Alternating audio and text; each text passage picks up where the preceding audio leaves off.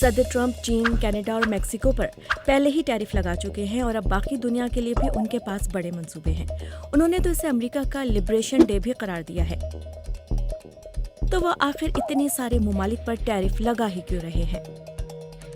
Tariff وہ محصولات یا ٹیکس ہیں جو دوسرے ممالک سے درآمد ہونے والی اشیاء پر لگائے جاتے ہیں۔ ٹرمپ کا کہنا ہے کہ ٹیرف کا اطلاق کرنے سے امریکی صارف زیادہ سے زیادہ امریکی مصنوعات خریدیں گے، جس سے ملک کی معیشت بہتر ہوگی۔ وہ یہ بھی چاہتے ہیں کہ مزید اوورسیز کمپنیاں امریکی زمین پر اپنی مصنوعات تیار کریں تاکہ امریکیوں کی نوکریاں محفوظ رہیں۔